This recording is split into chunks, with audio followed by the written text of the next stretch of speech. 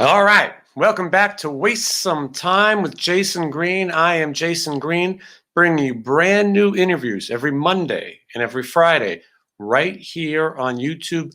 Make sure you hit the subscribe button so you know when all these cool interviews are coming up. And make sure you visit the Patreon link in the description. Maybe you think you can ask better questions of the guests than I can. That's the way. Find the tier, and next thing you know, you'll be asking the questions. You can also see these interviews up to a week, 2 weeks before anybody else. So you want to make sure you do that. And maybe you'll ask the questions of a legendary guest. And today we are fortunate to have a legendary guest.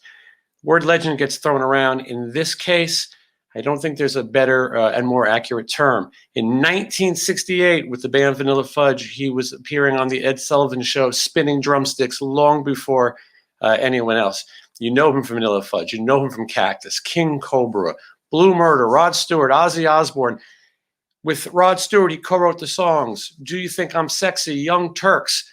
You would say maybe he wrote the book on drums, and he did. That book was called The Realistic Rock Drum Method. It is considered the greatest drum instruction book of all time. Started in 1972, still huge in circulation to this day.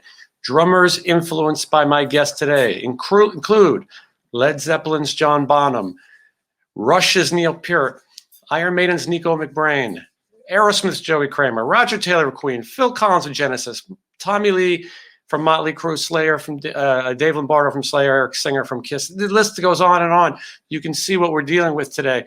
And we're going to find out about all of these things. But most importantly, we are going to find out, did John Lennon ever return his mother's lasagna pan? Carmine Appice right after this.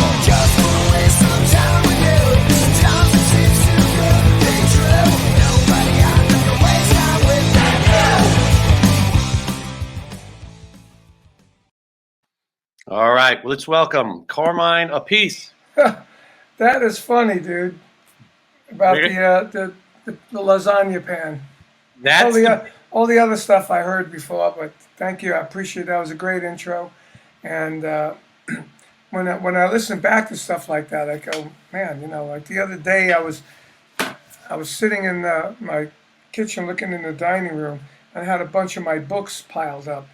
And in big letters, I had my name, and then the name of my book, Stick It, My Life of Sex, Drums, and Rock and Roll. But my name was in big letters, and I looked at it and I said, I've been Carmine Appice for all my life, on the inside, never looked from the outside in, And when I looked at the book, I said, that is like a brand, I created a brand without really knowing it. And yeah, your career shows that. As your career goes, and I said you might be the hardest working guy in showbiz, but you never really stop to rest. No, but I have really, and to me this really isn't work. I got all the gold records and platinum records on the wall that proved that I was successful, but and all that, it was all fun. I didn't have to sit down and work hard. I mean, work. Like a guy works 9 to 5 every day and gets up and takes the train into work. And I did that when I was a kid. When I was in 1964, I got out of high school, and I played gigs on the weekends and on a Wednesday night. And then finally, I said to my parents, "Look, I work all week. I get up at 7, I take the train to Manhattan." So I'm from Brooklyn. I see you got a Brooklyn shirt on. Yeah, Brooklyn in the house. Are you from Brooklyn? I was born in the Bronx, grew up in Manhattan, but obviously familiar with Brooklyn as well.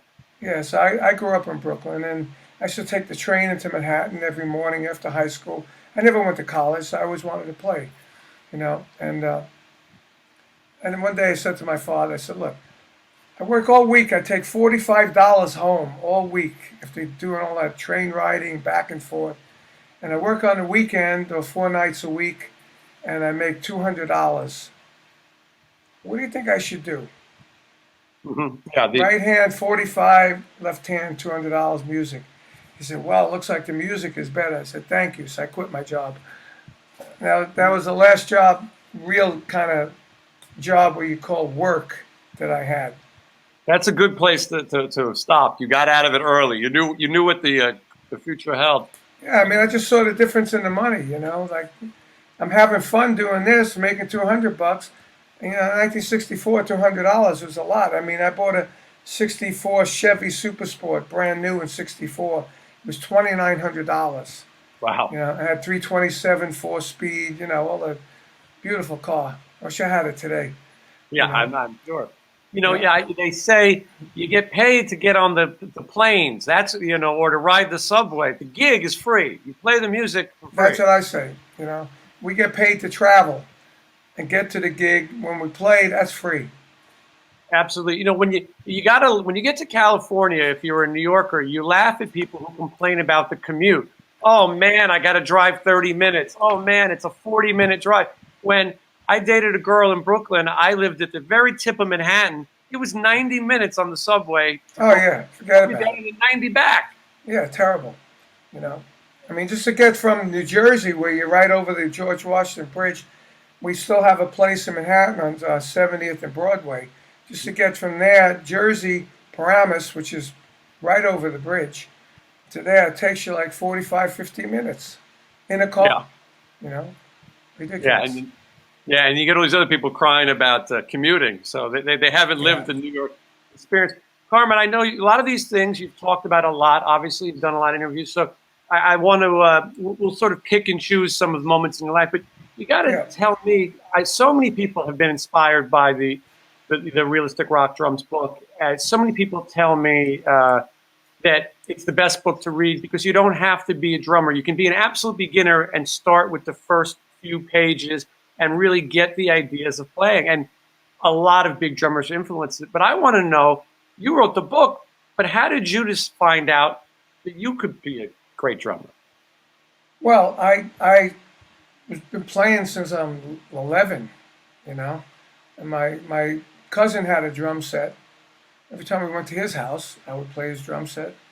And I did all this before I was 11. When I was 11, that's when my parents actually got me a real drum set. Before that, I had toy drum sets for Christmas, and I'd break them when I was younger, and then I'd forget about it. But when they got me the real drum set, because my birthday's in December, the 15th, so they got me the birthday and Christmas present together. And it was a Sam Ash music store, the very first one. We bought a $55 drum set, bass drum, snare drum, and a cymbal.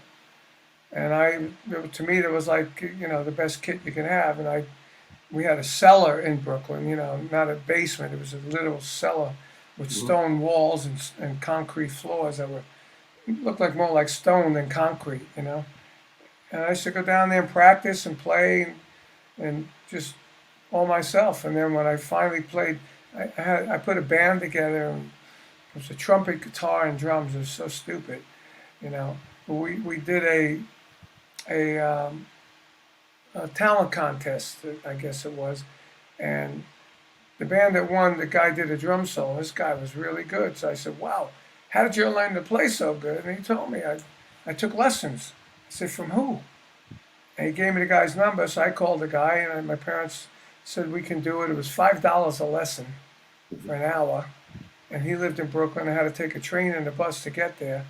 But I was really into, let me do this. So I ended up doing like 3 years of work, 5 years of work in 3 years. And I became, like, the guy was up here when I saw that guy at that contest. And then within like 6 months, I went like this and I just passed the guy. And I got so good so fast, my teacher said, "Man, you're like catching on." And it's actually the same guy I sent my brother to when he was 8.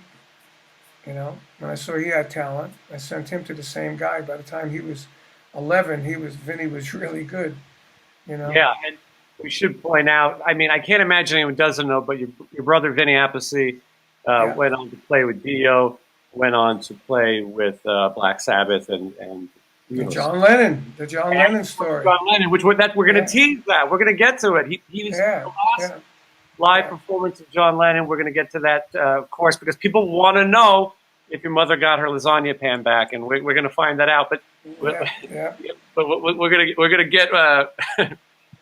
to get into that. But I want to talk a little bit more about I your just got a beginning. text from you. Did I just get a text from you? No, Not for me, somebody else. somebody else. You're Jason Green. I just got a text from Mike Green. Far less important Yeah, text. yeah, okay. I'll look at that later. I thought that was you. I said, why are you sending me a text? What Yeah. do you play in? What do you play in Sin Sinners? I saw So you guys. yeah, well, you played with us too. We No, brought no. you. What do you play? What instrument? I play the bass, but I play it with a band called Sin City Rejects, which is the punk offshoot of Sin City Sinners. Sinners was something that I created to bring in guests and Yeah. managed it and put it together. And then I said, you know what? I'll play as well. So I play bass in that, and it's more like New York punk, like Ramones and Johnny Oh, so Thunders. you didn't play in the Sinners? No, Oh, I didn't know that. Okay. but see, you didn't even notice, so you didn't miss anything. So Yeah. Well, I didn't know that.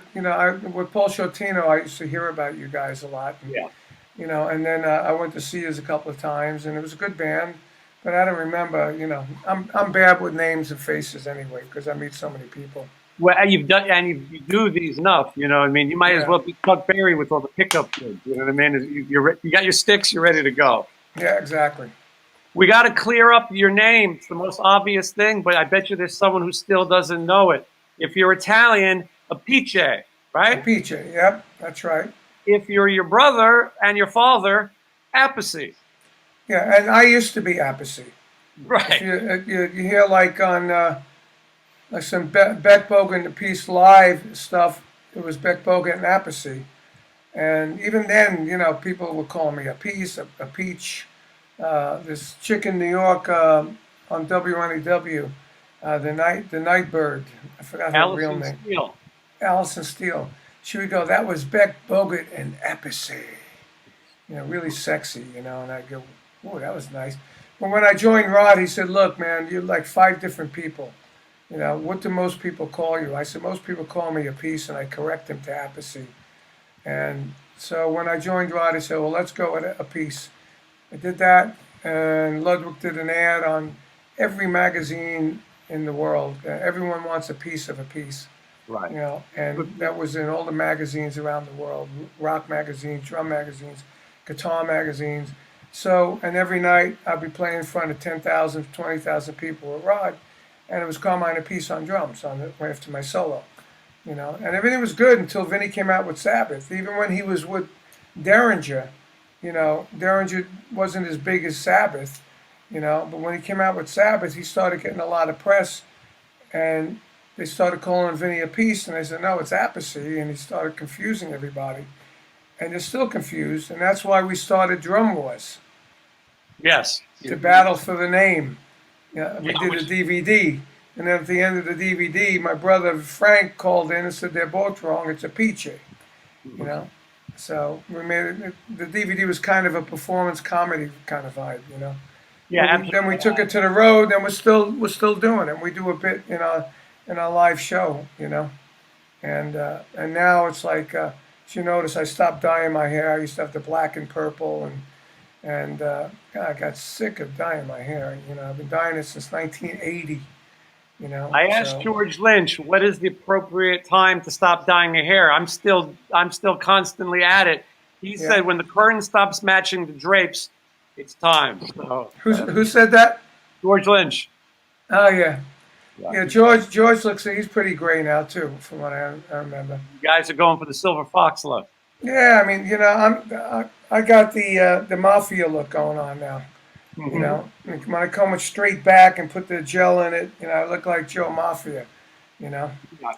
That's the East Coast influence. So I got to talk Vanilla Fudge. That's really early on in your career, right? Yeah, it was the first band that gave me success, really. 1968, the Ed Sullivan Show. We're looking at it here. Yeah. What an insane thing to watch. I recommend everyone go to YouTube and see this. Yeah. You guys are so ahead of your times, from the outfits to the way you play to spinning sticks. These are things that I don't think people had seen. Whose idea was it to cover You Keep Me Hanging On? Well, that's what we were doing in New York. It was a fad. Leslie West was in a band called The Vagrants. They used to do production numbers where they slow songs down, and they would do real wide, long productions of things. So we call them production numbers. So the whole thing in Long Island, when I joined this group called the Pigeons, which was the Vanilla Fudge, that's what they wanted to do, because the Vagrants were drawing 2,000 people to this huge club that our manager owned, and it was a whole scene. There was Vanilla Fudge came out of that. Billy Joel was in a group called the Hassles. He came out of that. Leslie West came out of that with Mountain. A guy named Richard Super, who's a songwriter who wrote lots of songs for Pink, for Aerosmith, and a few other songs for them, and Richie Sambora. And so he became a big songwriter. So there's a whole bunch of people came out of that thing. It was kind of like what was going on in California in Laurel Canyon. Everybody was writing all this like folky kind of stuff. We were writing all this like hard rocking, funky, soulful music, and so we did songs like all kinds of. So we did a little. I think I'm going out of my head. We did "Growing." It's "Growing" by the Temptations. "Ain't So Proud to Beg." "Respect." Like a Rolling Stone, "Slow Down," And "You Keep Me Hanging On" was one of them that we did, and we really developed our whole thing in Newport, Rhode Island, at a club called Dorian's. We played 4 shows a night, and we played there like a month at a time, and they would give us this house to live in, which we called the orphanage, because there was a group called the Orphans in it, and they were the first group to stay there for the club. And you know who Waddy Wattell is, the guitar player, is a big session guy. Waddy was in the Orphans, Actually, next week on our show, Hanging and Banging, we have Waddy Wattell and his new band, with another guy from his new band with Lee Sclera and everybody, But anyway, and we were listening a lot to the Beatles' Revolver record and smoking a lot of pot, And from that, we said, "Oh, You Keep Me Hanging On" was a big hit at the time in '66. We said, let's slow that down. So what we tried to do was gel lyrics with music, like "Keep Me Hanging On," "Set Me Free, Why Don't You Baby," up tempo, happy song, but the lyrics are not happy. You put yourself in that position. So we set the emotion to the music, right? And we built up a whole intro to it, and we noticed whenever we played that song live, everybody would stop dancing and come up and watch us play, because I'd be twirling sticks and Tim would be going crazy, and Vinny and Mark would be, all the arms and singing his butt off, and all the backgrounds were strong, very soulful, So, and then we started becoming well known in that area, and we started following in Dorian's, and we graduated up to a bigger place that held about 800 people, and we used to pack it out, and we used to play with the Cowsills. When the Cowsills were just started, and they used to open up for us. And then, it got bigger and bigger, and then we ran into, we got a manager we had, and he owned the Action House, and we played the Action House. That's where the Vagrants played, and we got bigger, and and then little by little, we got a record deal to Atlantic, and we went in and cut "You Keep Me Hanging On" as a demo, 1-take mono, and that was it. It becomes your signature song. Yeah. It became unbelievable. Still now, last time, was a year and a half ago, Quentin Tarantino put it in his latest movie, Once Upon a Time in Hollywood. And we got the 6 minutes of the end. And by doing it, we made money off the license and everything. But it quadruples our royalties for 4 quarters. Now we just got another royalty on the 5th quarter, and our royalties are still double than what they were. So it really brought in a whole new generation of people to see the band. And the band is still playing. We got 3 quarters of the band. Unfortunately, Tim Bogert just passed away. And but we got him to play on our latest release that's coming out on Monday. Yeah, and we want to point out, you struck gold with the Supremes once. Why not give it a try again? "Stop in the Name of Love" that was the idea. Yeah, it's in that true Vanilla Fudge style. And the idea, we had Tim on it, and we knew Tim was going to pass away at some point, and we figured that if we got Tim on it, we opened the Fudge with "You Keep Me Hanging On," and we closed the book with "Stop in the Name of Love" with Tim on it as the same 4 people. You know, even though the band still goes on, you know, Tim closed the latest recording, which we were lucky to get him. And as soon as we put him on, like me and him just locked. The magic was like bam, you know. And so at the time that we're airing this, it's available everywhere where music is streamed, so you want to check that out. So I want to make sure people do that. So we're going to jump around. You know, I could do Carmine, This Is Your Life all day, but got things to do. I get it. You're out there in Florida. You got drums to play. You make 5 records with Vanilla Fudge. Cactus is next, 1969. Tell me how that change happens. Well, it was supergroups were starting to happen, you know, and we had played a gig with, it was Vanilla Fudge, Jeff Beck group, 10 years after, and Edwin Hawkins singers. That's a weird one. Oh Happy Day on that show. And so we, Led Zeppelin came up and jammed with the Jeff Beck group, and Bonzo played on my drums, and then he took off his clothes when my mother and father were there. My mother said, "Why did he take off his clothes?" I go, "I don't know why." But we also got a note from, and we were friends with Jeff Beck because Jeff played on our Coca-Cola commercial that Vanilla Fudge did. That's on YouTube now. And as Vince, our guitar player, was sick that day. So so when Jeff played, it was like me and Tim went, "Whoa, what an unbelievable player he is," you know. So that night, John Bonham said, "Look, Jeff Beck wants to play with you and Tim. He loves Shotgun, you guys." That was the second song we did on the Ed Sullivan Show a year later. We actually went on in 67 and 68. No, you're right, 68, 69. And so in 69, and this was the summer of 69, so he gave us Jeff Beck's number. So we called Jeff, and Jeff said, "Yeah, I'd love to play with you and Tim." And we said, "Wow, why don't we do a super group with you, me, Tim, you, and Rod Stewart?" Because Rod was in his band, and Rod wasn't a big name yet. So that was the plan. So we kind of broke up Vanilla Fudge to do that. And then Rod didn't want to work with Jeff. And then Jeff was coming over to work out a deal with us, and he got in a car wreck. So he was out of commission for 18 months. So we just broke up Vanilla Fudge. I mean, we had, you know, a tour of Japan we blew out. We blew out a lot of, you know, important stuff. And I think we blew out Woodstock even because, you know, we were getting ready to play with Jeff Beck, you know. And so that was it. So when Jeff, you know, couldn't make it, we said, "Well, what are we going to do now? Who else are we going to get?"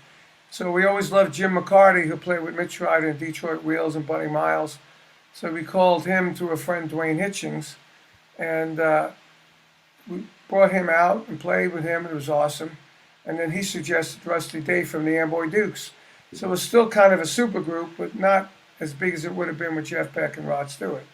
So then we did that for 2.5 years, and then Jeff came back and he put his second group together, and then he called us and said he still wanted to play with me and Tim. So at one point we were playing with Jeff Beck group featuring Jeff, Tim, and Carmine, and we were still doing Cactus gigs, which was our second in rendition of Cactus. That had Pete French from Atomic Rooster and this guy Dwayne Hitchings playing keyboard, and we were more like the Faces at that point, you know. But Cactus left a heavy-duty mark on bands like Van Halen and King's X, Ronnie Dio, and Whitesnake, you know. You hear people talk about it all the time. Yeah, it's one of those bands that influenced so many people, and again, still talking about. And you still have Cactus going today too. Yeah, Cactus is still going. I'm the only original member because Tim passed away, but he was out of it anyway. Rusty passed away, and when we joined Beck, you know, we left Cactus to Dwayne, and he had different conversions of editions, I should say, of Cactus, and then we did a reunion with me, Tim, and McCarty in 2005 with a new singer, Jimmy Coons, that sang with Savoy Brown, and he's still with us. But Jim McCarty a couple of years ago said, "I can't travel anymore. I'm just going to play around Detroit." So then we got Paul Warren, who was a big Cactus fan and from Detroit, and Paul's played on Papa's Like a Rolling Stone by the Temptations when he was 17. So we started doing that live with Paul, and and we changed from Pete that played with the Fudge. We put in James Caputo as a bass player. James plays with me and my brother. He's awesome, So we had a whole new band, and we were touring. We did Europe, we did America, and the fans loved it. And I always say Paul was like McCartney on 10, like That's 10 a lot. squared. He's Yeah. a monster player, And so we've been doing that. We did the new album Tightrope with Paul. Unfortunately, with the COVID, we never got to go out and do any touring yet. So we're planning to release a second video just before we do some gigs. So we have a few gigs in November, but I don't know if they're going to last. The way gigs are being canceled these days, That's what it seems like. I know you have some dates. We'll put links in the description so that people can check out if what's going on, and then also get that music, because so much music was lost. People who had records that just kind of disappeared. So I tell people this is the good time to discover music. People are still at home, and there's artists who made great records that are lost. So going back, and we started that whole hanging and banging thing that we do. It's called Artists on Lockdown. yes. And Which is that light was too bright. Podcast with you and your brother. Yeah, And Ron and Esty from the Arcada Theater in Chicago. So and that's a lot of once fun. a week, right? Yeah, we do it once a week on Thursdays, 7 o'clock Eastern, and we do it on StreamYard just like you. Yeah. And we do. You can see it on my Carmine Appice official on Facebook. Like last Thursday, we had Wendy Dio and Paul Shotino on. Yeah, I saw that. And it was fun. I was going to mention to you that. What a throwback. Yeah, I thought once we got Wendy, I said to Paul, you got to come on with Wendy. I mean, you got such a history with him, and so did my brother, and so do I. So this would be a good show. Yeah, no, absolutely. Okay, so I'm rewinding a little bit. 74, we got Beck Bogert Appice. That's kind of right around the time that's going to end. 73. 73, okay, a little earlier. And a couple years later, now at this point, your brother is playing the drums. Your brother's, I believe, 11 years younger than you? Yeah. And so he's playing the drums. You're out of the house, though, and he's discovering the drums. Obviously it's working out for him, like you said. I know the story. Rick Derringer calls the house. Your mother thinks that Rick Derringer's looking for you. Yeah. But he's actually looking for your brother. Yeah, she's funny. I know Rick too, and he told me the story too. He said, "Yeah, I called your house, and your mother answered. I go, hey, it's Vinny there." She goes, "Who is this? Rick Derringer." "Oh, you must be looking for Carmine. He doesn't live here." No, I'm looking for Vinny." She goes, No, you're looking for Carmine." She couldn't believe that Rick Derringer was calling for my brother, Mm-hmm. But that was an interesting story. Yeah, absolutely. And just the beginning for your brother as well. You guys both have these legendary drum careers. But so at this point, your brother has a band. Now, also in the band with him is Angelo Curry, who... you know. Yeah, Angelo, of course, he's mixed my sound a ton of times as well. But he was playing bass at the time. Yeah. And for people who don't know him, he engineered all of the Dio albums and countless other. I needed sound for them. Yeah, all the Dio shows when my brother played with Dio, all the big hits, the big albums. Angelo did sound. Yeah, he did tour the whole time. Ronnie was the best man at his wedding. So these guys come across John Lennon. Right. Well, basically, they were rehearsing at the record plant, and the owner of the record plant was their manager. So they rehearsed every day. It was my brother Vinny and his friend Angelo, and Mark Rivera was in the band, and Jimmy Iovine was the engineer. And they used to come into town from Brooklyn to New York with Jimmy, because Jimmy's from Brooklyn and all that stuff. So they were up there rehearsing one day, and Jimmy came up and said, "Hey, I got a client downstairs that needs some hand claps. So come on down, and you guys up for that?" And they said, "Sure." So they went down. They walk into the studio, in the back door, and they look in the control room, and they see John Lennon and Elton John sitting in the studio. And they all go, "Oh my God," they're saying to themselves, And then they put the headsets on. Next thing, John's talking to them, with his wherever he comes from accent, And they couldn't believe it. And then he told them what they wanted. They wanted them to do hand claps on the song "Whatever Gets You Through the Night." So they did. So the hand claps went down, and then John kind of liked them because they were young kids. They were fans, and they were good. They were musicians. So when stuff was going on in the studio, when John wasn't needed, he would go upstairs to where Vinny's band was rehearsing. There was also a playroom with pool and all that, a pool table and all that. So they'd stand around and they'd smoke pot with John, and they would play pool with John, and he would, watch them rehearse, and they became friends. Yeah, it was pretty wild. And when John needed a band to play with him, which would ultimately become his last live performance, yes, he went to those guys. The band was called Bump at the time, I believe, Bump, right? Bump. Yeah. So it was the show took place at the Hilton Hotel in New York City, and it was for Sir Lou Grade, and you can explain who he was. Well, I don't really know who he was. It's somebody who John didn't like. So he thought he was two-faced, I'm trying to get a little more light here. He thought he was a two-faced guy. So what he did was he had my brother and his band actually take faces, masks of their face, they made masks of their face, I should say, and they put it on the back of the face, and it had bald heads. So they all had bald heads and two faces. And that was, because I guess what John was singing about or talking about was he thought this guy was two-faced. He was some politician or something in England. I don't know who he was. But, and that ended up being, as you said, the last gig that John Lennon actually played as a gig under his name, John Lennon. Yeah. And my brother played with him. Yeah, he got on stage one more time, I believe, with Elton John and sang a song. But this would be, like you said, this would be his last show. He played 3 songs as John Lennon, his brother playing with him. And you can see the video on YouTube. I recommend people check it out because it is really a cool part of history. And I think there's a lot of heavy metal fans who have no idea that Vinny Appice gave hand claps on Double Fantasy, John's last album, but also performed with him. So that brings us to before we got to that. And also Mark Rivera, the sax player that's played with everybody. Yeah, it's amazing how he was in that band too. And Angelo Curie, the bass player, was the bass player, and he went on to engineer, as you said, all the Dio records, and on the road doing sound for Dio and Black Sabbath and all that stuff. So, pretty wild.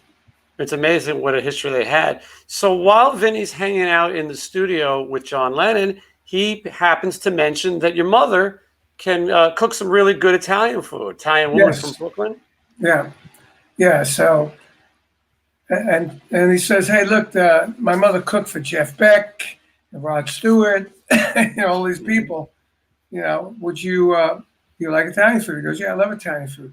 "Well, I'll have her make you something." So my mother made him some lasagna, and Vinny gave it to him. And I believe this is what May Pang at the time, Okay. And I should ask May the question, But anyway, a few months, 2-3 months later, I was playing the Garden with Rod. We played like 5 nights at the Garden. And John Lennon came to the show in the afternoon, and we saw him there. I met him there. And then at night, he came to our party. And we had, at the end of the 5 nights, we had a big party, a big disco or something. Anyway, so my mother and father came as well. And my mother says, "Oh, isn't that John Lennon over there?" I said, "Yeah." She says, "Oh, I made him some lasagna. Vinny gave it to him." I said, "Oh, really? I didn't know that." He says, "Yeah, I never heard if he liked it. So, could we go ask him?" I said, "Sure." So I took my mother and father over there, introduced them to John Lennon, and I guess it was May Pang. And my mother says, "Oh, how did you like it?" And he goes, "Oh, I loved it. It was delicious." So then my mother says, "Can I have the pan back?" And I was like, "Whoa," I didn't know anything about it. You know, she had given him the lasagna in the family, you know, Pyrex pan that she always made it in. Only a mother, right? Never got it back. Only my mother. Yeah. Yeah, they can meet the biggest rock star in the world, but she wants to make sure that she has a lasagna pan back. And so, needless to say, you guys never got the pan. No. We got to find May Pang and see what happens to that pan. Yeah, I know. And I've been friends with May Pang, and I never asked her, you know, but maybe the next time I see her, I'm going to ask her about it. Yeah, I think we need the scoop. Yeah, that would be funny. That's definitely a story of rock and roll history. So I had David Fishoff on the other day from Rock and Roll Fantasy Camp, and he said that he loves that story so much. He says, I always have to have Carmine and Vinny tell the story about the lasagna pan. Oh, that story's been going on and ridiculous. You know, I do speaking gigs. I do like rock history speaking gigs and talk about the old days, and that always comes up. It's become like a legendary story. It's almost like the Mudshark story with Led Zeppelin. Yeah, at least we know this one's true. You're a witness, and so you know. I was a witness for the Led Zeppelin one too. Believe me. Really? Oh yeah. Well, now you set us up. I mean. Yeah. I mean that was a groupie that I found in Seattle, you know, and then. And it just got crazy on a day off. You can read it in my book. Yeah, I was going to say this might be a story for the book, you know, for people to read because we're talking about some history, and I think anyone who's pretty X-rated too.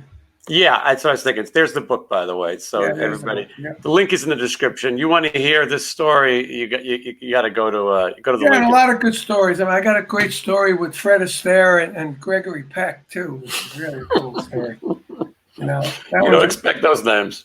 No, that one's a wild one because if you want to hear that one, it's really, really wild because we played 6 nights at the Forum in LA. You know, that was like the only one that played more than us was Led Zeppelin with Rod Stewart. You know, we did 6 nights. I tried to get Rod to go for the next one to tie Zeppelin, but he didn't want to take a chance because it was sold out. So anyway, everybody used to come to our shows. You had Kiss, you had all the LA bands, you know, big bands, you know, Joe Walsh kind of bands, and the Eagles, and Tony Curtis, and Valley Perrine, Gregory Peck, Fred Astaire. You know, it was unbelievable. So, so I knew that Fred Astaire and Gregory Peck were at one show, and after those shows, Rod had gotten married to Alana, I think, and he had a big party at Alan Price, who was the producer of Grease, at his mansion in Beverly Hills. So in those days, when I used to go to those parties, I'd always dress cool and take one of my good cars instead of my lease car. I take my old Jag or my Pantera, you know. So I pull up in style, you know. So I pull up, I get out of the car, and I had I don't know, one of my ex-wives, I don't know which one it was, you know, and I walk in. And I see this big guy walking at me. He's like a really big dude on the side of my face, you know. And I look over, and it's Gregory Peck. And he's coming over to me, and he says, "Hi, I'm." I said, "Yeah, I know who you are. My mother would go crazy if she was here now, you know, because he was a big star." So he said, "Yeah, you know, we were at the show the other day. We saw you do your solo, and when you did your drum solo, I was sitting with Fred Astaire." I said, "Yeah." And he said, and Fred looked at me and said, "This is the best drum solo I've seen since Gene Krupa." And I said, "Whoa, Fred Astaire said that?" He said, "Yeah." And he says, "You know, he's a drummer." And I'm thinking, Gregory Peck is telling you this. You know? I'm like freaking out a bit, you know. So he says, "You know, he's a drummer." I said, "No, I didn't know that." Because, yeah, he plays drums, you know. And he said, while you were playing, he's you know, he plays big band and jazz, but he doesn't have a clue on how to play rock. So I said, "Well, I have a drum book called Realistic Rock. It teaches you how to play rock drums." So Gregory, now we're on first name basis. So Gregory says, "Oh man, why don't you bring the book to my house? Maybe sign it to Fred, and I'll give it to him." I said, "Oh man, that'd be awesome, you know." as Gregory Peck lived right next door to Rod Stewart in Beverly Hills. So I said, okay, let's do that. So next time I went to Rod, I buzzed the gates on his house. They all have Walden gates, And I walk in, there's these giant doors. I ring the bell. He comes to the door. And, hi, Greg. It's like funny. And I say, here's the drum book. I give him the drum book. And he opens it up. And I wrote it, to Fred. I hope this book helps you learn to play rock drums. Love, Carmine Appice. So he said, great, I'm going to give this to Fred. He says, okay. So about 2 weeks later, I'm rehearsing at Rod's house. We used to rehearse in his garage. He had a 6-car garage, Mm-hmm. And so we're rehearsing in the garage, and we go up to the house for a cup of tea. And Rod's publicist says, oh, he was gay. He goes, oh, here, dear, here's a letter for you. And it came from, said, Ava Productions. Just said my name on it. Didn't have an address or nothing. I opened it up. I ripped the envelope apart, and I'm reading it. And it's a letter from Fred Astaire. And he said, Dear Carmine Appice, thank you for the book with the lovely inscription. I've enjoyed your work many times. Love, Fred Astaire. And I looked at that letter. I go, I can't believe this. I got a letter from Fred Astaire about my drum book, And I got the letter framed. It's up on the wall in the studio here. I was going to say, I hope you still have it. Yeah. Oh, yeah. Carmine, I got to tell you, I speak to someone in the music industry every single day, 100 days in a row now. Uh-huh. You don't get stories about Gregory Peck and Fred Astaire very often. And what history, Yeah. Yeah, we became good friends with Tony Curtis, too, through Rod. We used to have parties at Rod's house. He used to come. We used to hang out and drink. And, I remember I did a, one of these like chiller theaters where you just sign autographs at an event. I was here in the aisle. Right across from me was Tony. And Tony was signing his new book. So I went over to him. I said, Tony, hey, remember me, Carmine from Rod's band? He goes, yeah. He gave me a big hug. He gave me a book, signed the book, Mm-hmm. And I said, well, it's Tony Curtis, man, It's like I met 3 of the biggest rock Hollywood icons, in the world. Tony Curtis, Gregory Peck, and Fred Astaire. Yeah, never a dull moment. When I read the list of drummers that you influenced, and it was every single important rock drummer, we should have included Fred Astaire. I think that should be in there. I should put that in there now. Yeah, it's a good idea. John Bonham, Tommy Lee, Neil Peart, Fred Astaire. That's funny. Never a dull moment for you. I mean, I got Andrew Dice Clay in there too. But, that's right. That's right. Yeah. And I've seen Dice play here. He played. He's not bad. He's not bad. He played. Yeah. I gave lessons to his kid, and one time we had 3 drum sets in his garage. So he was on one, his kid was on one, and I was on one, and we just took some forwards for fun. Yeah, that was good fun. Yeah, how great. So I got to mention a little bit about Rod Stewart. 1977, Do You Think I'm Sexy? And Young Turks, you co-wrote these songs with Rod Stewart. Yeah. What an amazing piece of history for this as well. So just tell me how that comes about. Well, Rod was a cool guy. I mean, I get asked a lot, what was Rod like? Rod was a really good guy. Some of the guys you work with, are weird, especially the English guys. They're weird. They're very introverted. They're not outgoing. They're not very social. You don't talk them on the phone a lot. I mean, you don't talk to Rod on the phone a lot either. But like Rod wrote the intro to my book. Yeah. I went to Rod's 70th birthday party. I'm having my 75th birthday party. I'm going to invite him. He probably won't come, but I'm going to invite him anyway. Yeah. But he was a good guy. We hung out, and when we were together, it wasn't Rod Stewart. Right.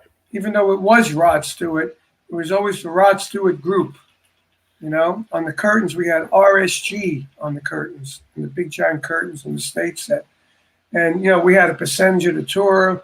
We were Rod's band. We were like the band, and he, took the band everywhere. We were in the pictures on the album. We did the videos. We did everything but Rod. So, at the time, Missing You from the Stones was a big #1 hit. And we were going in to do the second album. And he said, I want a song like Missing You. So Okay, so we all went home. I went home. I had a keyboard and had a drum machine. I took the tempo of Missing You. I programmed it into the drum machine. And I started playing some chords and came up with some melodies and stuff. And then I said, you know what? I want to make this sound really good. I'm going to go over to my buddy's house, Dwayne Hitchings, the same place I went with Jeff Beck, and we did People Get Ready, you know, at Dwayne's little studio. And so I said, Dwayne, look, I got the song idea for it. It's got to be like Missing You, blah, blah, blah. So we put it on his 8-track, and he had a board, and he had effects, and we made it sound really cool. You know, and he came up with a chords for a bridge, which we used. You know, the part where he goes, da-da-da-da-da-da-da-da-da-da-da. Relax, baby, and now we're da-da-da. That was Dwayne's part. So we put it all together, and it sounded like a good demo. And everybody gave Rod, you know, their ideas, and he loved my idea. It's like winning the lottery. Yes, like winning. It is like winning the lottery, totally. So then we recorded it. We recorded it with 3 guitars, bass, drums, and Dwayne, right? And it was really big, fat drum sound, really big guitars, you know. And then Tom Dowd, the producer, said, well, I want to do my thing with it. His thing was David Foster on keyboard as well, Tom Scott playing the solo, an orchestra going, you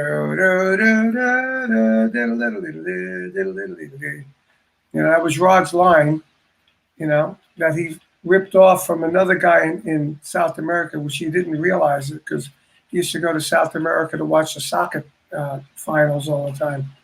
And so he got sued for that. Well, we got sued for that, but then he worked it out with him to give him a piece of another song on the next album, which wasn't as big. It worked out well then. Yeah, it worked out well. But because of that, Rod gave all his share of the royalties to UNICEF charity. Wow. That was millions of dollars he gave away. I'm sure. You know? Yeah. So anyway, so by the time we had it on 24-track, big drum sound, sounding like, you know, kick-ass rock band. Then we had another 24-track with orchestras and Jim Cregan's wife singing 2 octaves up the line, and the orchestra doing the line, and Tom Scott and David Foster. And before you know it, when it was mixed, it went from this giant big sound down to like a smaller sound. Mm-hmm.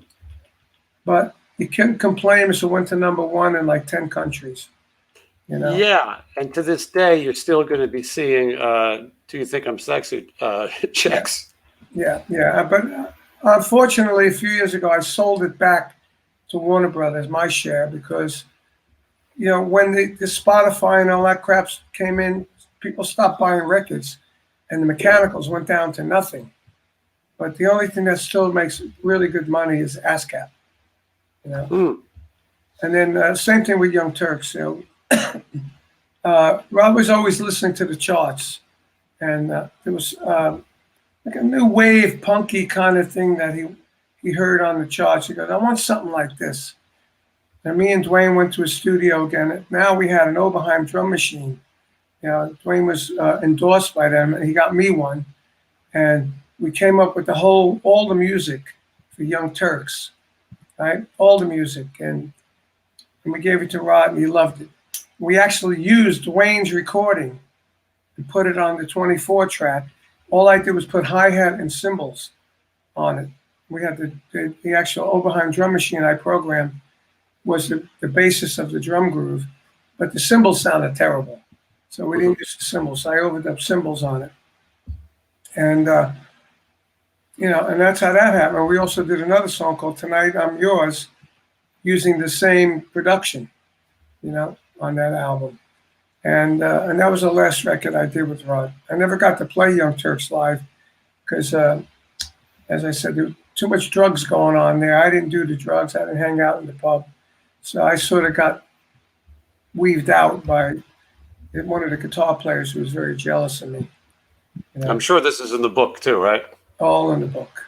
Okay, yeah. So we get drama. Well, we got to build a little drama. Okay, so after Rod Stewart, I got to talk a little bit about Paul Stanley and Kiss. Kiss fans are super passionate. They want to know every nuance. They want to know every detail. People have been sending me questions when they heard you were going to be on. Yeah. So let's 1978, Paul Stanley makes his solo record. You play on a song called Take Me Away. Right. Tell me a little about that. You were telling me about what happened when the record came out. People were interested, but you didn't have the record. Yeah.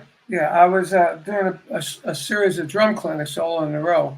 And the first one was, any questions? You know, what are the drum fills you played on Take Me Away on Paul Stanley's album? I said, oh, I tell you the truth, I don't remember, you know, because I had flown in from Asia with Rod Stewart, and I went right from the airport right to the studio. I tried to sleep on the plane, and I was a bit spaced out. And I did more than one track, and I didn't know which track actually made it to the record. And I wouldn't have remembered anyway, because I didn't remember the name of the track. Well, it's another session for you, Yeah. Well, I mean, it was a session, but I'm not like I found out today that Kenny Arnoff's got 1,300 of these gold and platinum records. I mean, I got about 30 of them, and I thought I had a good amount. Got 1,300 because he does sessions. He just goes in, does a session, leaves. You know, I never did that. You know, he'll play on Joe Schmo's record. He'll play on Pink Floyd's record. You know, and he's a session guy. You know, it's like Hal Blaine of our generation. You know. Right. Anyway, so I only played sessions that were career. I called them career sessions. Like Paul Stanley, Eddie Money, Eric Carmen, Ronnie Wood, Jeff Beck, Stanley Clarke, Jan Ackerman. You know, I never played with Joe Schmo. Yeah, no, these are all brand names. Brother. Yeah, these are all brand names. So that's what my career was sessions. So, but I still couldn't remember what songs I played with Paul. So the next day I do another clinic. Same question comes up. I said, wow, this is crazy. This must be, you know, and the album was starting to do well, I guess, on the charts. People were buying them. I know they went platinum because I have it right up there, platinum record. And so on the third day, I said to the store owner, the stores always put on the clinics, I said, you know what? Do you have that Paul Stanley album on cassette or on record or something I could hear? And I said, no, but there's a record store right down a few stores down on the mall. I said, okay. So we went and got one, and I had a Walkman, and I listened to it. And sure enough, I was doing 5 clinics in a row. That day and 2 days later, which made 3 of the 5, I knew what I was talking about, and I showed them the fills, and it came up every time. Yeah. But why they only used one, I don't know. Yeah, I never knew why. But me and Paul were good friends. Paul was a big Rod Stewart fan. He loved Rod. So when we started hanging out, he got me to be managed by a Coin Management, which is his management company. Yeah. And Alan Miller was on the West Coast, who ended up being my personal manager for years. And you know, we just used to hang out, and then Rod would have a party, and I'd bring Paul with me to the party. You know, invite Paul and his wife or whoever he was with. If anybody, he usually bring his roadie or something at the time, you know. And we used to hang out. We go to fix my car together. I remember one time we went to see Angel at the Long Beach Arena when they were playing big gigs. And I'm standing there with Paul, and there's all these fans like over to the front. We're about in the 8th, 10th row on the floor. And there was like 6 or 7 fans pointing to us and giggling and pointing to us. Finally, they get the nerve to come over, and they go, Carmine, can we have your autograph? Because nobody knew what Paul looked like. He was, yeah. So when they left, I said, they should only know who you are. You know, because we were looking at them. I said, oh, those fans are looking at us, Paul. You know, I'm thinking to myself, they probably recognize Paul, you know, but it was me that recognized and not Paul because he had the makeup off. Yeah, did it take it off it? Yeah. So a couple of Kiss rumors. One that they wanted me to ask you about is, did you play anything else with Kiss? And one of the questions is, did you play on Kiss Alive 2 at all? Nope. Right. Okay. So that's an easy one. Now, here's the next one. a guy named Bobby McAdams. He had something to do with Kiss. He's written books and things like that. He videotaped the drum auditions. He swears that you came in and you auditioned for Kiss, that you played 4 or 5 songs. You set the record straight. Nope.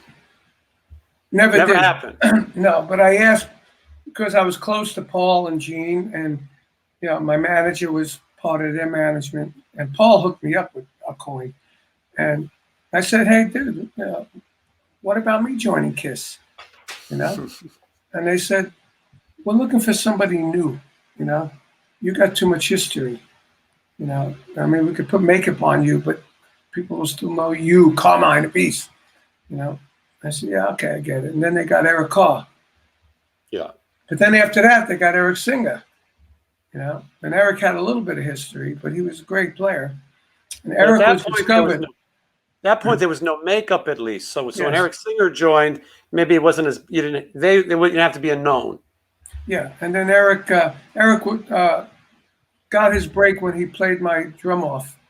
I did the Carmine Appice drum offs, which Guitar Center stole from me.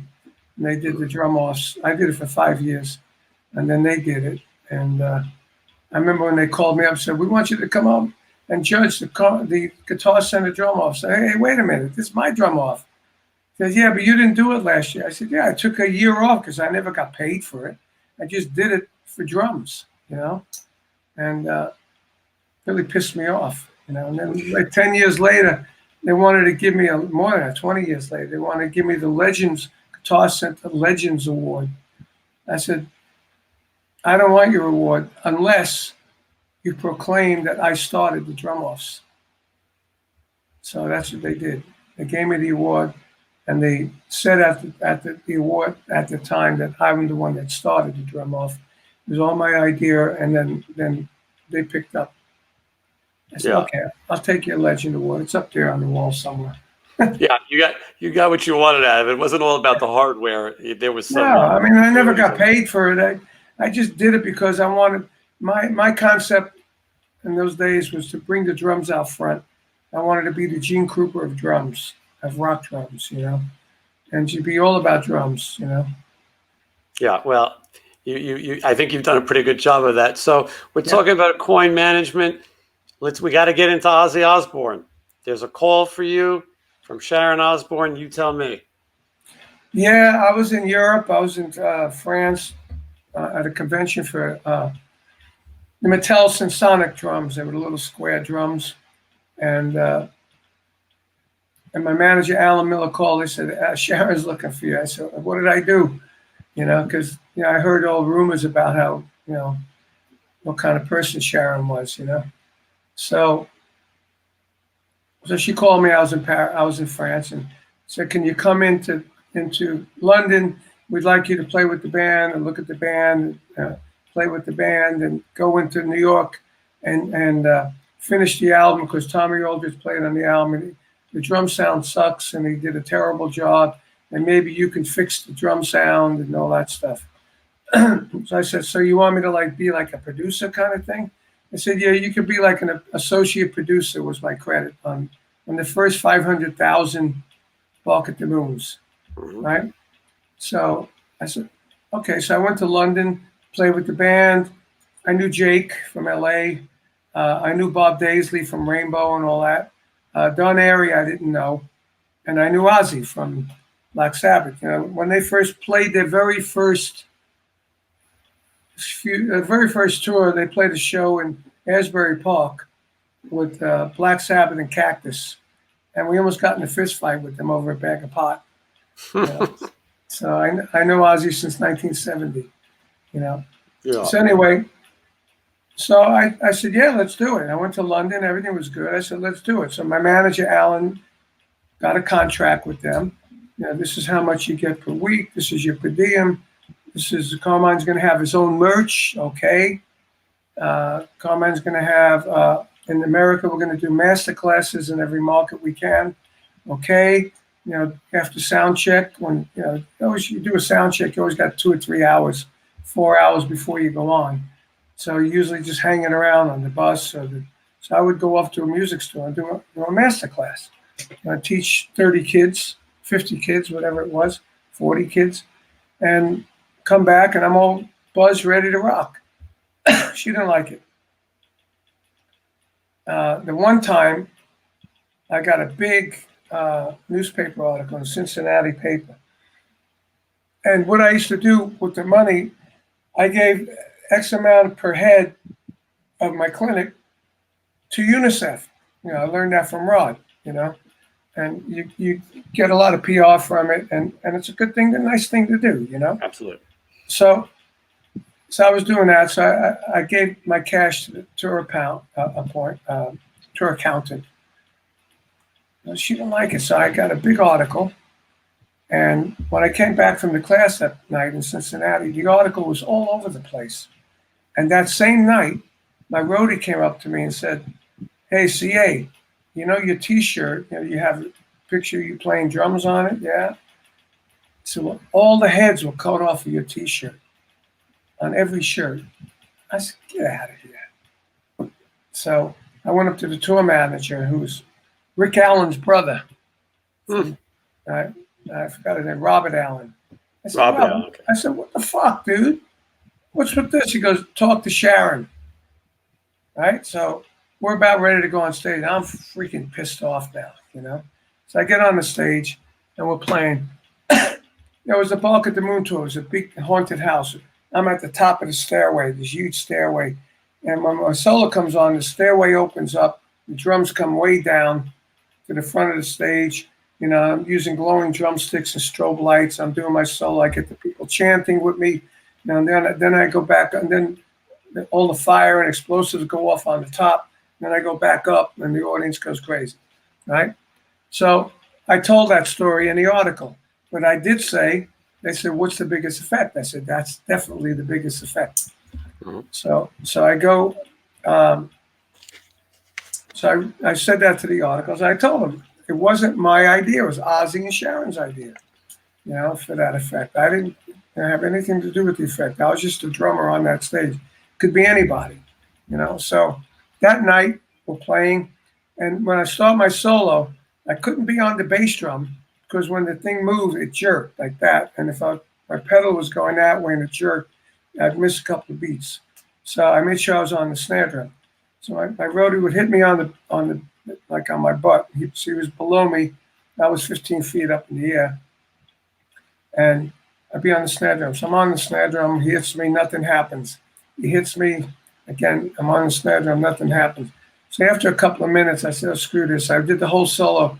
The stairs never opened. The drum riser never went down. Right? I got the same reaction I normally get from up there, except when the fire went off, I could feel the hair on my arm sizzle. It got fried a little bit, and it pissed me off. So right after the show, we usually get in the limos and we're out of there, right? So I'm in my limo, the bus actually, not a limo, it was a bus. So I get in the bus with Bob and Jake and the band. Ozzy and Sharon are at their own bus. And I said to Bob, "Bob, you saw that article that was in the newspaper? Talked about that special effects, and it was the biggest effect, the drum solo. Do you think Sharon would sabotage her show to make me look stupid because of that article?" Bob says, "Oh, definitely, no problem." Right? And then, as you know, Bob went with Lee Kerslake, and they sued her for the first 2 albums. And anyway, 2 weeks later, it was always her way that when she fired somebody else was always at the gig beforehand, So 2 weeks later, we go to Dallas. I know Tommy Aldridge lived there. And, I had fixed the drum sound. We reamped the drum sound. We put the drums through monitors and re-mic'd them and, we fixed this and fixed that. I did vocals with Ozzy. Took care of Ozzy. Took the Supersonic SST to London, did the video Bark at the Moon. I played to Tommy's drums, So I had a lot to do with the finishing of the album. So that's why I got the associate production on there. And in my contract, I was supposed to get a bonus every time it went gold. So I had a really sweet deal. But, I wanted to stay with Ozzy. I wanted to write songs like I did with Rod. I wanted to help produce, get a killer drum sound on his next album, not just the bullshit drum sound, and go to Dallas. I see Tommy hanging around. I felt bad for Tommy because he was out of work. I think we went out to dinner. And I got to tell you a funny story about this too. And anyways, I didn't know, but Tommy was there to replace me. So we played Houston. Tommy was at Houston. Then we go to Dallas. No, we played Dallas. Tommy was in Dallas. Then we go to Houston. Tommy was in Houston as well. And then I started thinking something's up. And then sure enough, after Houston, Robert Allen comes up and Sharon wants you in the production office. And she's sitting there with this smirk on her face like that, and shaking her head. I said, "What's up, Sharon?" She goes, "I think you know." Like that, I said, "No, I don't know." She goes, "Well, you saw Tommy hanging around." I said, "Yeah, well, Tommy's starting the tour on Monday. You're fired." I said, "I'm fired?" Dude, I said, "Sharon, I got a contract. How can you just fire me?" She goes, "I don't care. I'll see you in court." I said, "Yeah, you'll see me in court." She goes, "Your name's too big. You need to start your own band." She told me that. I did start King Cobra. So she had something. Okay. But funny, years later, like maybe 3 or 4 years ago, I was in Westbury in Long Island, and Whitesnake was playing, and Dead Daisies were playing with Brian Tishy and all those guys. So I lived in Manhattan with Leslie, my wife, and we went out to see him. So I see Brian, everybody, and then when Whitesnake came, I was saying hi to David and all the guys. I knew everybody. So Tommy came up and he said, "You're not here to get my gig, are you?" I said, "No, I am not." How funny. I was telling you these stories last time we spoke, and you hadn't heard them before, but I had George Lynch on my show, and George Lynch said he wants to put together an Ozzy Osbourne survivors group because of some of the bad treatment. And everyone who's worked with Ozzy, he pretty much has bad stories about Sharon. Ozzy was brought George Lynch out, and he was traveling. He went overseas, and he was watching Brad Gillis because Brad Gillis was going to leave for Night Ranger, and George was going to have the gig. But and George was a working guy. He had a family. Didn't he was paying out of his pocket. They weren't paying him. And Sharon didn't like his haircut, but he had a job where he had to have a haircut. And she didn't like the color of the guitar he should play. She said, "Why do you play that booger guitar?" It was green, I guess. Yeah. Anyway, one day Jakey Lee is there, and George is fired. That's it. No money to go home. No nothing. No, you're done. Jake's in. So Jake joins the band. Right before Jake joined the band, George Lynch brings a guy named Don Costa in from LA. He gets him the gig playing bass. And he was kind of a character. He'd have a cheese grater behind his bass, and he'd cut his hands up. So he was getting in front of Ozzy on stage sometimes. And they didn't like it. They told him he's got to back off. I guess he told one of the crew guys, "I just do it when they're not looking, whatever." He goes on the bus. Ozzy headbutts him and breaks his nose. This story comes from Jake, so that's who I'm crediting for it. He breaks Don Costa's nose. Don Costa gets off the bus. He's kind of in shock. And but he thinks he still has his gig. He shows up at the US Festival, and when he gets there, he's got his family there to see him, massive gig. He sees Bob Daisley. And Jakey Lee goes up to Bob Daisley, goes, "What are you doing here?" He goes, "Well, I'm playing tonight." Sharon had already had it set up. Oh, my God. For Bob to take his gig and fire him right before playing the US Festival. So it's amazing. And there's others, Robert Sarzo was promised the gig once, and then, that didn't work out. And it seems like Ozzy seems to love these musicians, but Sharon seems to sort of let bad business get in the way. And tell me about you seeing Ozzy years later after you had gone through a lawsuit. We were going through the lawsuit, and I had gotten King Cobra together. I got a big record deal, big merch deal. I bought a truck, because I learned from Ted Nugent. Ted Nugent he owned a trailer, and he always put his stuff in there. All he had to rent was the truck part of it, the cab. So I thought, well, that's a good idea. So I bought a 24-foot truck that fit all the King Cobra stuff in it. I bought a motor home. Instead of renting a bus every week, you buy a mobile home cash, and you don't have any bus payments. And I bought a van. Well, I had a van, and so we were painting everything white. So we were at Mate's rehearsal place, and I was up on a small ladder putting masking tape with a brown paper bag, brown paper, on the window so it wouldn't get painted up when we painted. So Ozzy comes over and says, "Hey, Carm, how you doing?" I said, "Good." I said, "What are you doing, Oz?" Because I'm auditioning drummers. Funny enough, I mean, he's gone through so many drummers already. Tommy was out, and I think this is when Randy Castillo got in, And so, what are you doing? I said, "I'm putting up this masking tape." He said, "Oh." He said, "I hope we can still be friends. I know you and my missus are having some legal problems. Not him, me and his missus. Of course. But I hope we can be friends." I go, "Yeah, Oz, I know it ain't you." So he says, can I give you a hand? I go, "Sure." So I put him up on a ladder, and we're both putting up the masking tape. And I said, "After I'm done with this, I'm going to go in and get my band King Kobra, which is the band I put together after Sharon fired me." I said, "It's good. So I got a big record deal, and I got a great band, and we're going to go in and play the first set because we're going on tour shortly." So he said, "Yeah, that's great." I said, "You want to come in and listen?" He goes, "Yeah." So he came in and we played for Ozzy. He was one of the first people that heard the band before we went out on tour, and he heard about 4 or 5 songs. He listened to it, and he's come up and he, "Man, great band, mate, great band," And but then she kept him away from me, Yeah, I think that's sort of what she does. So now we're going between Ozzy and King Kobra. This is the perfect time to ask a question from one of my Patreons. This is a good question, and it's a tough one to answer. This question comes from Kevin P. He would like to know, who is crazier, Ozzy or Johnny Rod? That's a good one. Yeah. There might be an equal there. I think Johnny Rod, because Johnny Rod's always crazy.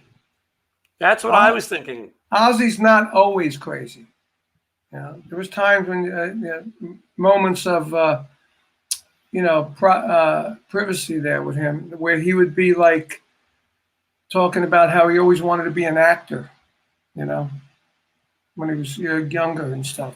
And Johnny Rod is always all day long. Yeah, I had him on recently. We talked about King Kobra. We talked about other things. But at the end of the interview, he decides to introduce me to his new songwriting partner, who I believe they either met in a mental institution or he just got out of the mental institution. And I thought if Johnny Rod is pulling my leg and this is like an Andy Kaufman bit, this would be genius. But I could tell it's not. And they have a group and they are writing songs together. And I think he used to be a dentist. And I asked him, "Are you familiar with any of Johnny's music?" And he said, "No." I said, "You don't know the song "Fuck Like a Beast"? I said, "I recommend you go listen to it." But yes, Johnny Rod is a bigger character. So I think I think we got a winner in that one. He was great when we auditioned people. I was looking for all blonde guys, and I told him, because when she fired me, we were on tour with Motley Crue. Motley Crue had 3 guys with black hair, and Vince had the blonde hair. So I had black and purple hair at the time, and my hair was really black and purple. Sometimes when we walked into a hotel, me and Ozzy together, I'd have a black fur coat on with black and purple hair, and Ozzy would have streaked hair with a mink coat, and they would hand me the key and say, "Here's your key, Mr. Osbourne," because I looked wilder than Ozzy. So I thought, let me do the opposite. I'll be the black-haired guy, and we'll get all the blonde guys, but we'll put color in the hair. And I already knew the name was going to be King Kobra, and with 2 Ks, and Cobra Colors with a K was the thing. When we used to do merch, people would come down to the merch table, and beautiful chicks with blonde hair, and we'd spray their hair with Cobra Colors, and they'd buy T-shirts, and we'd spray their hair. And Johnny would be, totally mad with those chicks, He'd be going, doing his Johnny Rod. Yeah, doing his Johnny Rod for sure. Yeah, but when I was auditioning people, some of the guys weren't blonde, but they had it blonde. They had at least their hair. When Johnny called up, he said, "I'm already got the look. I look like Rod Stewart." He And then he always had BAD on his bass. You know what that was? I don't think I do. I've seen it, but I don't know what it stands It for. meant big ass dick. Hmm. Because he had a huge schlong, you know, and then he advertised it, you know. Well, yeah, this is before Tinder. You had to put it on your bass back then. Yeah, it's funny as hell. Yeah, so I had Johnny on, I had McSweet on, and we talked about these records, and I think a lot of the guys, and probably yourself, were a little bit disappointed with the second record. Yeah. And you know, there was the Iron Eagle soundtrack, and there were these things that were kind of standing out that were making King Kobra popular. But I know that everybody sort of felt the second record. I think maybe the label got too involved. Yeah, the label, you know, I mean, that first record it's sort of like the first Blue Murder record. You know, the first record should have been huge or bigger than it was. And the label blew it, you know. So they said, we can't sell this heavy metal stuff. We sell, you know, they were selling Heart with, you know, and Tina Turner with all these singles. You know, we need singles, you know. So if you can't give us singles, then don't bother doing a record, you know. And we said, oh, man. So we got Dwayne Hitchings involved, my buddy. And stupid. We did the A side of the record was singles. We used that drum machine I was talking about with the bass drum. And it sounded weird. And the second side was more like the first album, you know, with Party Animal and a couple other songs that I can't remember were on there. And then we had Iron Eagle. And Iron Eagle, it was a big movie, and we were in it. You know, we did the video with Lou Gossett. Yeah. You know, and that was awesome. Hung out with Lou Gossett for 2 or 3 days. And, you know, and Iron Eagle went good for us, you know. Matter of fact, we just put Iron Eagle live at Sweden Rock Festival we have a live King Kobra at Sweden Rock 216 with Paul Shortino, me, Johnny, Rod, Dave, and Jordan Ziff, who plays with Rat now. And boy, he's a monster player, you know. And we did a killer job on Iron Eagle, and we did stuff from the albums with Paul Shortino. We did the classic songs, Ready to Strike, Party Animal. We did Monsters and Heroes, you know, and just really great. So that's out digitally on Deco Entertainment. Yeah, we'll put a link to that as well. So that also brings me to the topic. When you did put King Kobra back together several years back, and most of the guys were in it from the beginning. The question I've had, and I asked the other guys about it too, was there? So Mark Free, after King Kobra, said that he was dealing with something called gender dysphoria, and Mark Free. That wasn't why he left. No, I didn't mean that's why he left. I'm saying it was after. Yeah. Afterward, he left. He just didn't want to sing heavy metal anymore. Yeah. He thought we were too heavy for what he wanted to do. And Johnny had already left and joined Wasp. Yeah, the tentacles of King Kobra started going out, you know. Yeah. And then we did the next band. We got Mark Turine, the Bullet Boys, and we got Lonnie Miller was his name, but my manager was Alan Miller, and I said, dude, I don't want your name to be the same as the manager. What's your middle name? He says Vincent. I said, how about Lonnie Vincent? He goes, okay. So he became Lonnie Vincent.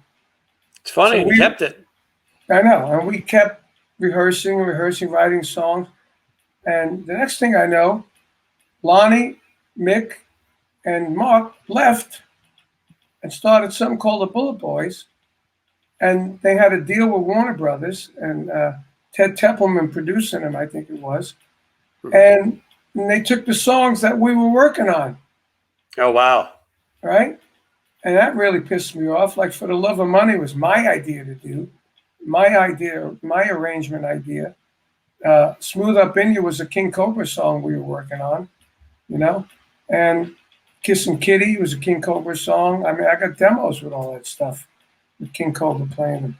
And I was really pissed off, you know? And they went, and it became big. You know, went gold anyway. It was bigger than King Kobra. I said, you've got to be kidding me.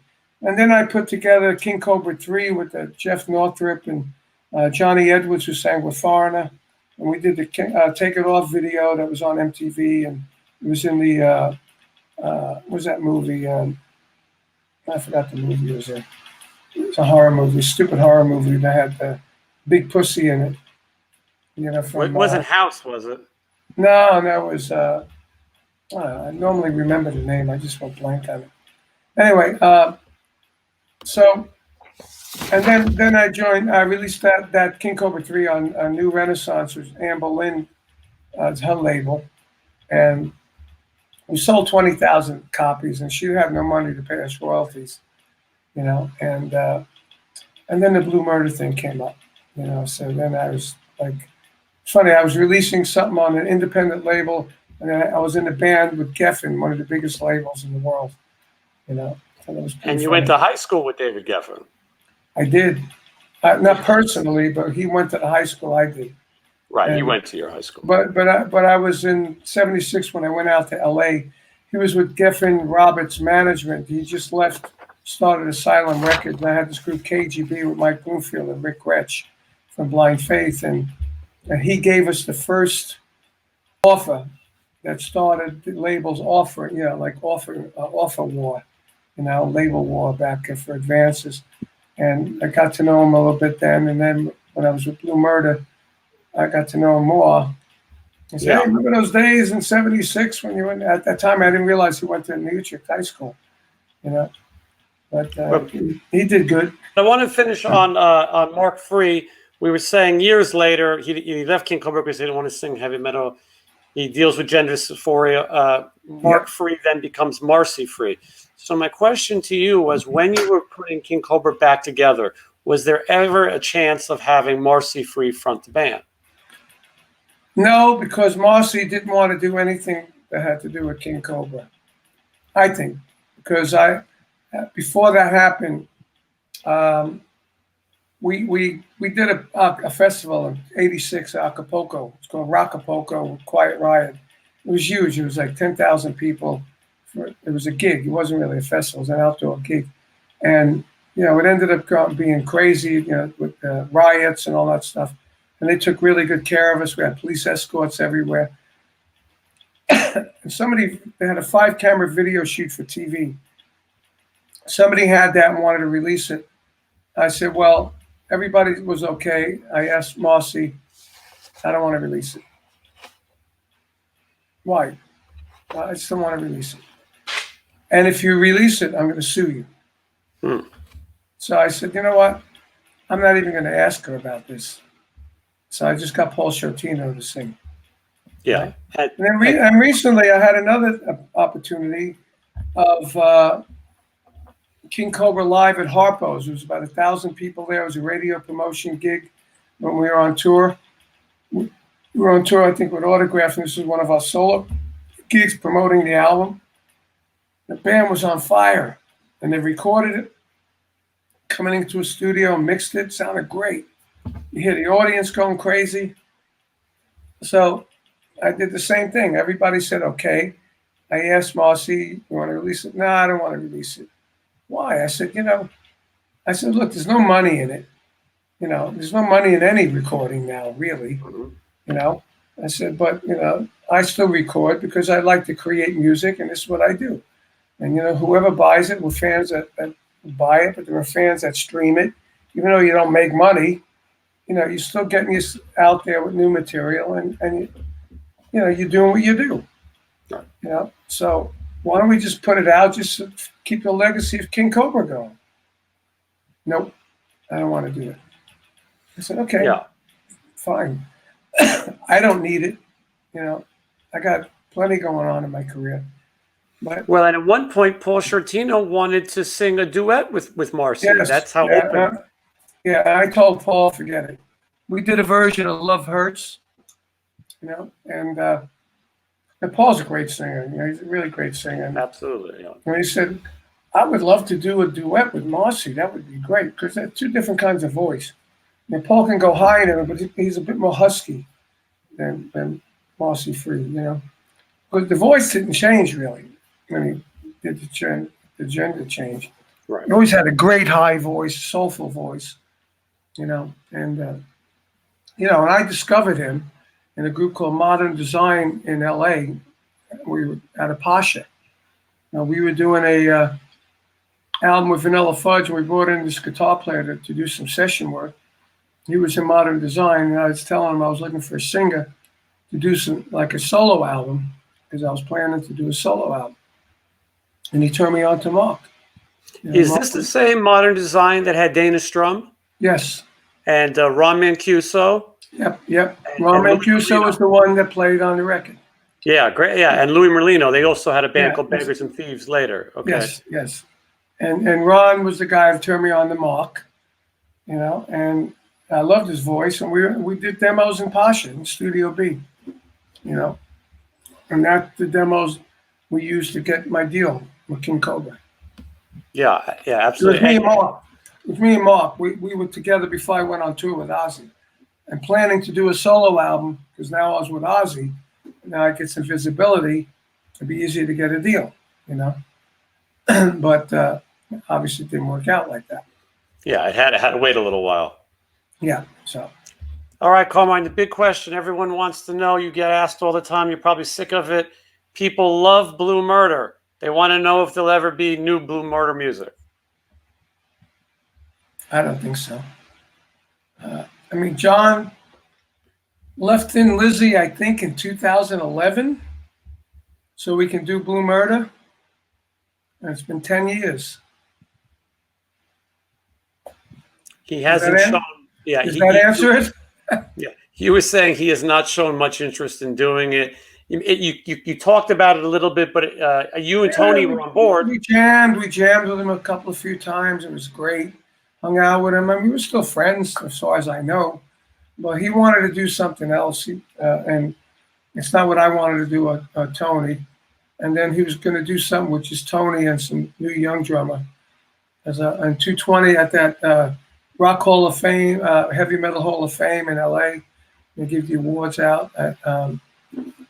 I was there, and I saw John for the first time in a long time. He was accepting an award for Bob Daisley, which I didn't understand why, because Bob was a good friend of mine, and he asked John to accept the award. Now I understand, because I get emails from Bob Daisley, all these conspiracy theory emails every day, and John's on the list. Yeah, so they're both conspiracy guys together. Like governmental conspiracy? Yeah. All this stuff, the virus and the government, and Gotcha. Politics and this and that. Where better avoid it. Does Bob Daisley not go out? That's what I said to Bob. I go, dude, don't you have anything else to do? Like I told him I got vaccinated. He said, I'm sorry. But how come Bob Daisley doesn't go get his own award? Is he just reclusive? Because he lives in Australia. Oh, he's in Australia now. Okay. Yeah, he's from Australia. He's been there for I don't know, 20 years. And I said to him, don't you have anything to do? He did a tribute to Gary Moore album. And I yelled at him. I said, you didn't ask me to play on it? I think he got Eric Singer to play on it. And Eric was good friends with Bob. Yeah. It's interesting how this happens. So, okay. So you run into Sykes at this award show, obviously. Yeah, and Sykes says, I want to introduce you to my drummer. He had a young black drummer. He said, man, he'd go crazy if he meets you. I said, yeah, I'll meet him. So I went over, I met the kid. I was hanging with him. He took pictures with him. He gave me a big hug. He said, oh, man, you've been my guy. He's very high energy. And John said, yeah, it's really good. I said, great. I said, look, when you're done doing this John Sykes thing and you want to do Blue Murder, let me know. He said, okay. So that's how we left it. Yeah. So you and Tony are up. And he never did that thing either. Right. He seems infamous for starting projects that don't get finished. Yeah. And as you said, pretty much everything is out. It's not like there's unreleased Blue Murder music. What was recorded has been released. Yeah. I love Blue Murder. I love John. I love him as a person. His playing, his songwriting. Me and Tony told him he's got to sing, because the day we were going to go record with Bob Rock, the very first day we were leaving to go, Tony Martin from Sabbath was supposed to sing with us. Hmm. And he just bowed out. He didn't get on the plane. So Wow. we called Bob and go, me and John in LA, Tony was coming from England with Nick, the keyboard player. And we said, what do we do? Bob said, just come up, we'll do all the tracks and we'll figure out the vocals. Okay. So we went up and worked on the tracks, got all the tracks. And, to get the deal, John did the vocals and gave them to Geffen, Kalodner was the A&R guy. And so me and Tony said, look, we went through everybody. Derek St. Holmes, the guy from, I forgot his name, used to sing with Jafria. This guy, that guy, Mark Free. Mm-hmm. We even did Mark Free. It wasn't a woman yet. Right. And John did Mark Free actually try out? Yeah. At Pasha, we had a tape and we tried people out. John didn't like it. So me and Tony said, you should just tell John, you sing. You got the deal. You got a good voice. I said, we'll sing background, which will help. And you sing. Just work out playing guitar, rhythms, and singing. So he said, okay. So we went to rehearsal and we rehearsed with him singing. It sounded great. And that's how we did it. I couldn't imagine it with anybody else. Anyone who's heard Blue Murder, that is what you couldn't imagine one of these other names you mentioned singing. Yeah, so we made John the singer. Me and Tony pushed him into that role because, it was like enough already. How long are we going to wait for a singer? We had the tracks done. We need the singer, and we need to finish the tracks and get this thing out already. We started at the end of '88. It didn't come out till I don't know when did it come out? 89, 87. We started. 87, the first one, I think. Yeah, we started everything at the end of '87. When I went over to Europe, to join Blue Murder. I wanted to find Blue Murder because I love Tony and I love John, and I went out of my way to find them because I heard Cozy was in and Cozy was out. And they were trying other drummers, and I said, well, how am I going to do this? So I went over to Europe, to London, when Dio was playing there. Playing 4 nights at the Hammersmith. I said, anybody that knows how to get a hold of Blue Murder is going to be at that gig. So I went there. I wasn't playing. I went there specifically for that. And then I found out where they were. I called them. I went down. I played with them. And then it was like magic as soon as I played with them. And John said to me, now we play with Ainsley and Tommy and all these guys. You got so many drum fills. It's awesome, man. It's so tight already. I said, yeah. I go, so if you want to do it, you're in. I said, let's do it. And that was it. Yeah, absolutely. And it worked out for the best. People are passionate about those records. And so awesome records. I mean, I can't believe that record didn't go monster. I mean, I would have bet you my house that it was going to go top 10. Good thing I didn't. I would have lost my house. Yeah, good. Yeah, right. It's a good but it really got John depressed after that because, he had his whole heart and soul in that for years. When they first started it, and they had Ray Gillen singing and Cozy, and then Ray bowed out, and Cozy bowed out, and then Ray went with Jakey Lee and Eric Singer. Yeah, Badlands. Yeah, and it was like Blue Murder, Badlands, and there's another one like that. Oh, Mr. Big. They were all like supergroups of those '80s bands, But we were the only trio, Right, for sure. So Carmine, and it was a mess. It was too bad. Yeah, I could talk to you all day. You got your own life. You got things to do. We got some projects. We got some projects to promote though. Before you go, starting with the obvious, everyone's got to go. And if you have any interest in playing the drums, Realistic Rock is the book. You wrote the book on drums. Anyone who has an interest should check it out. If they have kids who want to learn how to play, this is the book to show them. You constantly hear people who are influenced by it. Always going to be in print since 1972. It's always going to be in print. Now we're going to start doing it in different languages too. So it's going to be great. You can get it at Amazon. You can go to my website, CarmineAppice.com, And Yeah, I and we'll always have links. autograph a little message into it, a little inspiration for whoever's going to go through the book. And you could also stick it, my autobiography there. Yes. But, Stick it. My life of sex, drums, rock and roll. Yeah, sex, drums, and rock and roll. People got to get that just for the Mudshark story alone. But people who've come in and out of your life, as this interview proves, you know, from Gregory Peck and Fred Astaire to Tony Curtis to every legendary rock star, you know, John Lennon, all these stories in the book. So we want to make sure, again, description down below for that as well. Yeah. And then Appice Perdomo. That's coming out September 24th. That's the new project that you're working on. Tell us a little bit about that. Yeah, well, that's you know, I got the studio here in the house. Unfortunately, my computer got burned up by lightning.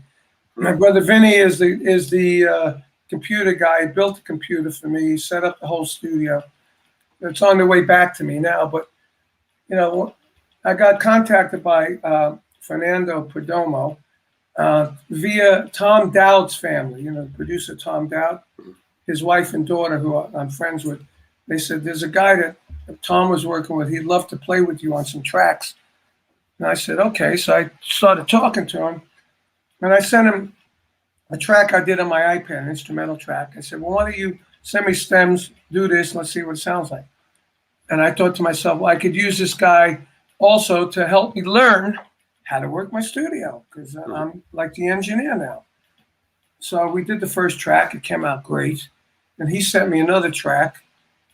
And I played to that, and then I added on to that track. I put in this really fast double bass drum shuffle, like a Parchment Farm, Hot for Teacher, Attention, like King Kobra, you know, really fast. You know. And then he wrote a guitar part to it. I said, oh, that's cool. So, and he's Cuban, so it was Little Havana, and my part was called Big Havana. You know, so, and then I said, well, why don't we try this one? I sent him another song, and he did that. And then I said, you know what? I'm going to send you a drum track. Okay? Let's see what you do with just the drum track. And he started writing these killer things to the drum tracks. So I gave him more drum tracks, you know? And before you know, we have 18 songs recorded. We picked 12 of them. And we also did a rock, jazz, reggae version instrumental of Do You Think I'm Sexy? Right? And we did a instrumental version of Maybe I'm Amazed with this chick that sings with Pink Floyd. She did all these big gospel backgrounds, you know, just like ahs and oohs, and an instrumental guitar. And he's such a sensitive player that he makes the guitar talk. He really does. And, you know, and so we got all these songs. So it's coming out the 24th. We have a single out. It's called, you know, Appice Perdomo Project, Rocket to the Sun with a video.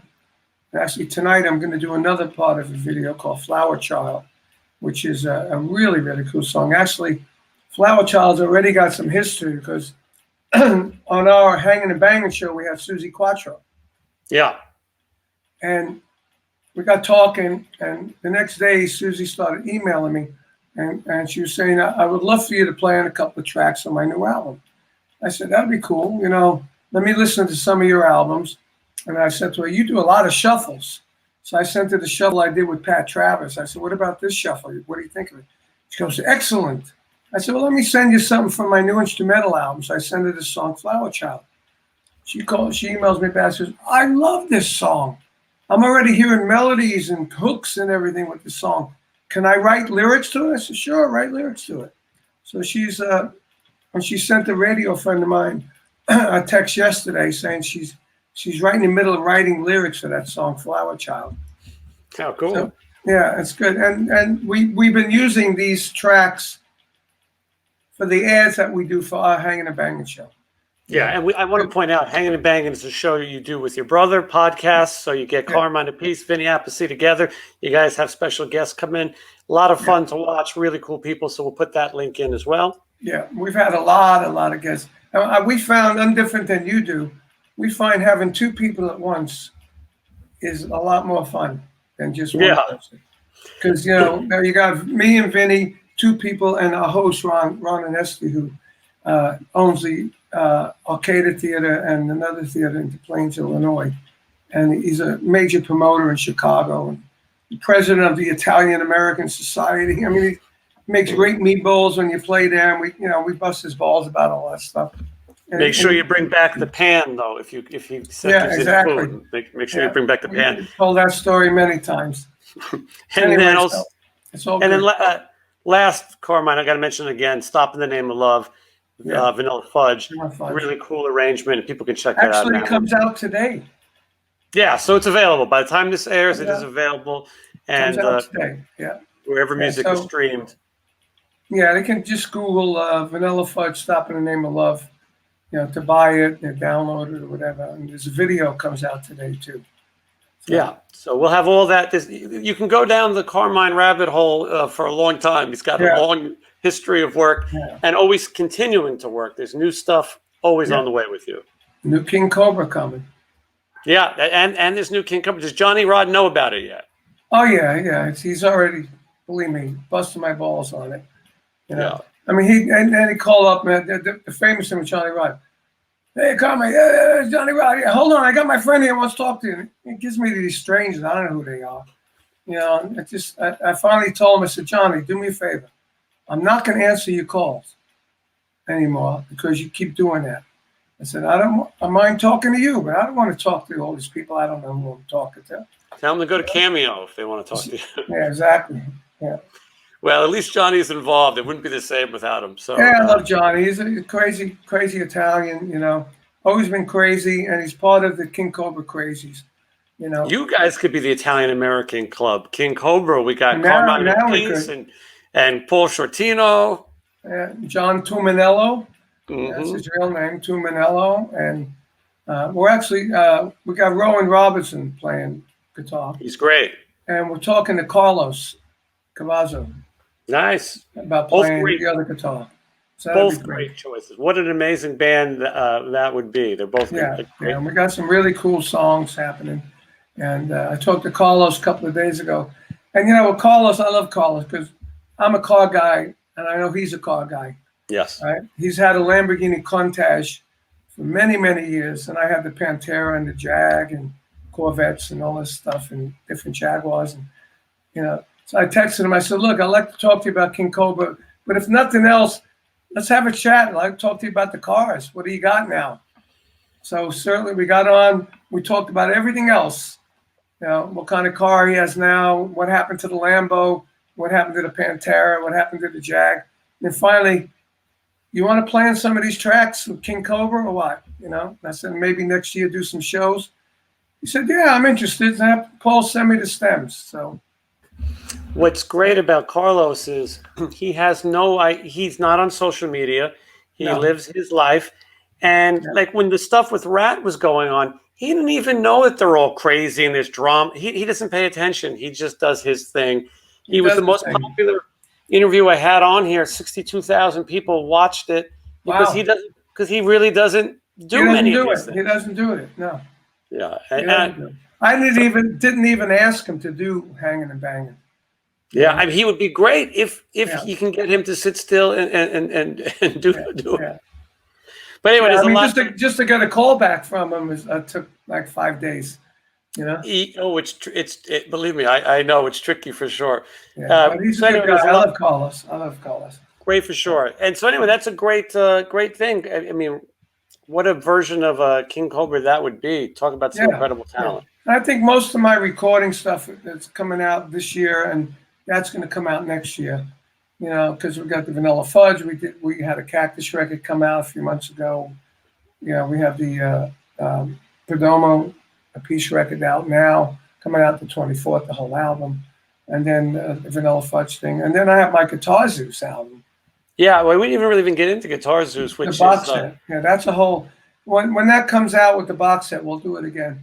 Yeah, you come back and we'll talk about album. We could do an hour just talking about the amazing guitar players that you work with. Just how it came about. It's a great story. Well, I look forward to talking again, Carmine. Thank you so much.